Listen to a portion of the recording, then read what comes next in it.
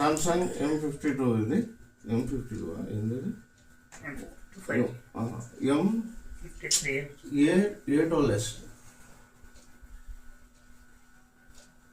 Okay, so charging అయితే చూపిస్తుంది 0.20 but 0.20 zero error వస్తుంది.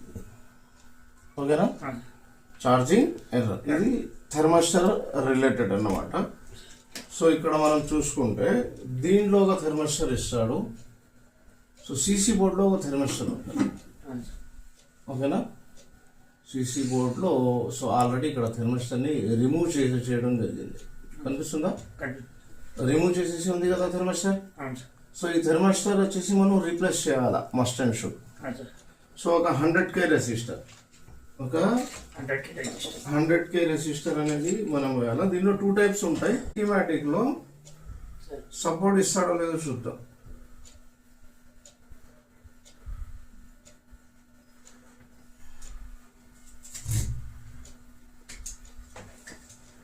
సో ఇక్కడ ఈ ప్లేస్ లో వస్తుంది మనకి. ఇక్కడ సీసీ బోర్డ్ ఏదైతే ఉందో కనిపిస్తుందా వీడియోలో?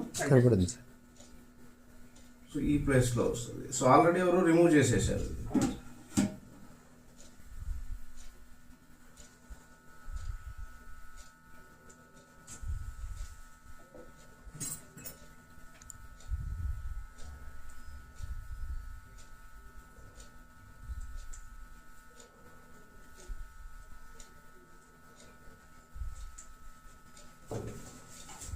సో ఒకసారి మళ్ళీ చెక్ చేసుకుందాం. సో ఇక్కడ లైన్ మిస్ అయినా, ఆ థర్మల్ లైన్ మిస్ అయినా మనకు ఎర్రర్ వస్తుంది. 1.8 volts వస్తుంది. ఆ వోల్టేజ్ మిస్ అయినా మనకు థర్మల్ లైన్స్ వస్తుంది. సో ఇందాక మనం పెట్టినప్పుడు అట్లీస్ట్ ఇప్పుడు 20 వస్తుంది. సో ఇందాక కూడా వచ్చింది బట్ 0 అయిపోయింది కదా రిటర్న్. ఇప్పుడు కూడా మళ్ళీ 0 అయిపోయింది కదా రిటర్న్ 0. బట్ ఇక్కడ సెట్ వచ్చేసి మన డైరెక్ట్గా బ్యాటరీ డిస్కనెక్ట్ అయిపోయింది. ఒక్క నిమిషం. 1.6 తీసుకుంటుంది. 1.6 1.4 0 అవుతుంది. 0 ఏంటంటే ఎర్రర్ మళ్ళీ వస్తుంది అని అర్థం. ఓకేనా, సో ఇప్పుడు ప్రాబ్లమ్ సాల్వ్. సో ఈ సెట్ అనేది మీ కళ్ళ ముందే తీసుకొచ్చి ఇచ్చిండు ఆల్రెడీ. ఇది ఫస్ట్ ఏం డయాగ్నోస్ ఏం చేయలేదు, డైరెక్ట్ లైవ్.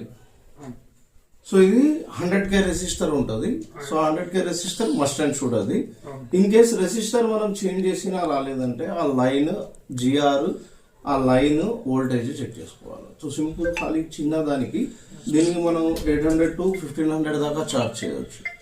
నేర్చుకోవాలనుకుంటే స్క్రీన్ మీద ఉన్న నెంబర్ని కాంటాక్ట్ చేయండి. Thank you.